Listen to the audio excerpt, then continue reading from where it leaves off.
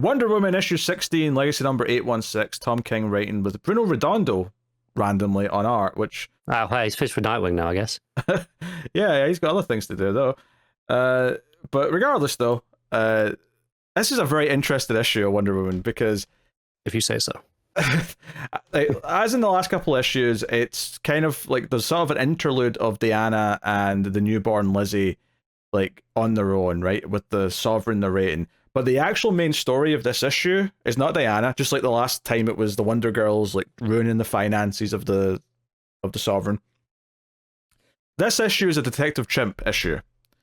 And it's Detective Chimp straight up doing Columbo.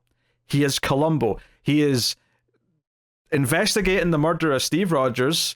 He's coming to the Sovereign's house, and the scenes legitimately play out like episodes of Columbo, where he pretends to not think that the guy's guilty, but like just like casually says little things like, you know, the famous Columbo line, "Oh, just one more thing, it's not important," but then says something that catches the bad guy out in a lie.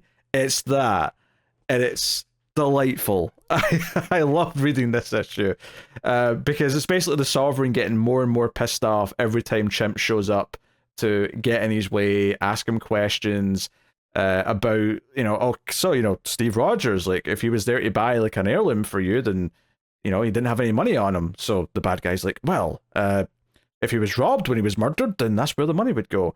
But then Chimp shows up again. Oh, just one more little detail to clear up. Oh, like, you say he would have had money on him, and you said you saw the money yourself, but, you know, we can't find any records of him taking money out the bank or any friends giving him the money to come and buy an heirloom from your collection. So that's strange. And then he goes, okay, well, that's because I bought something from him recently, so he had money in cash from me, so he probably just brought that same money back. And he just keeps, like, but he's getting more and more frustrated at Chimp.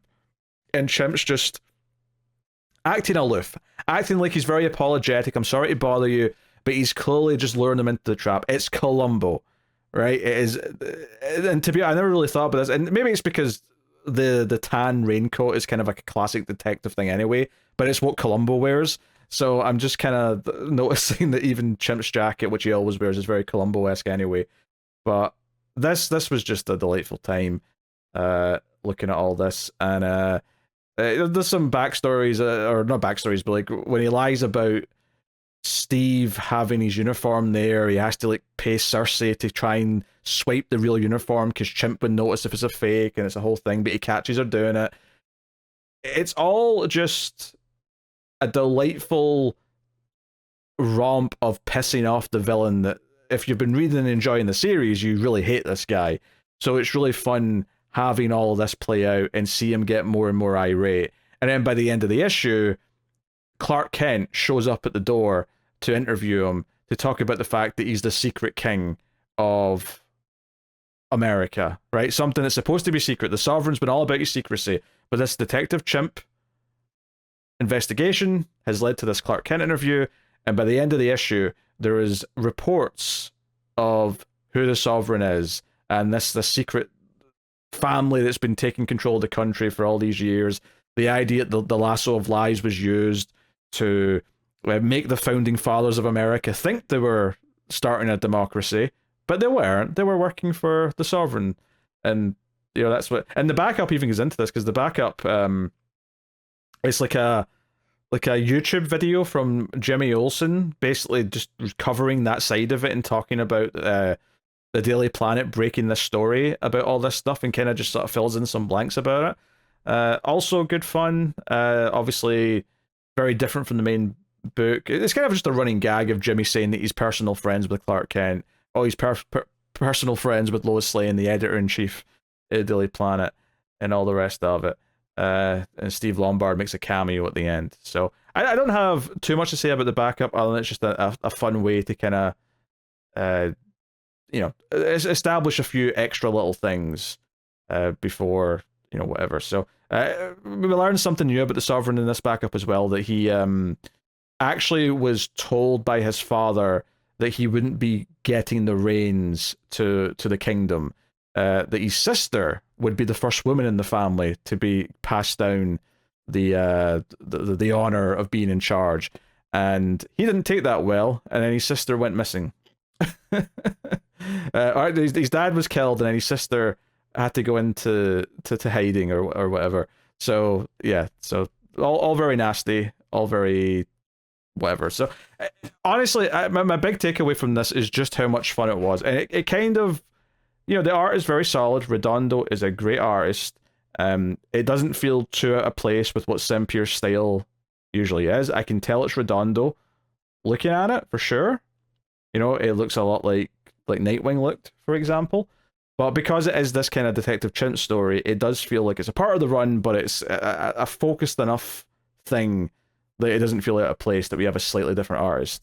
But the art is very good. The big thing really is the expressions, because you've got the expressions on Chimp, who is clearly enjoying pissing this guy off but pretending to be nice the whole time, and all of that's in the art. And then the other side of it is you have the old man, the Sovereign, just looking more and more cranky, the wrinkles on his face, his mouth scrunching up.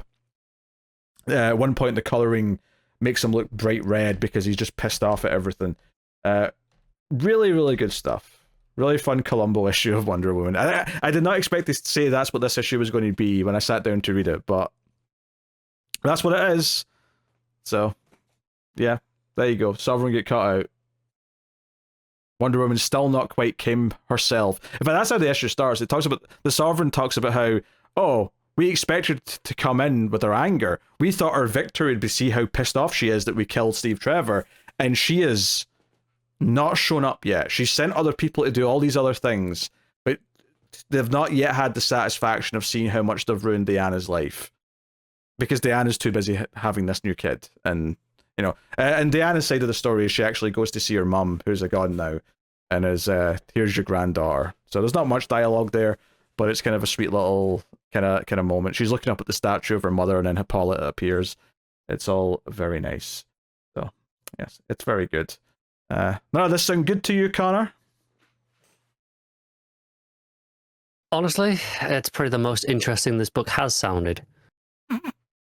Fair enough. But not enough to read it. Well, yeah, we'll leave it at that. I don't want to hear you. Yeah, that's why I was not going to say anything. People are not here to listen to my opinions on a book I'm not reading. Fair point. As far as my rating would go, this is a nice 9 out of 10, if I'm honest. It's an excellent issue. But I mean, the backup's a nice complimentary little piece of media to go along with it, but isn't kind of its own thing either. It's definitely tied to what's going on in the issue, but not a bad way to expand upon it.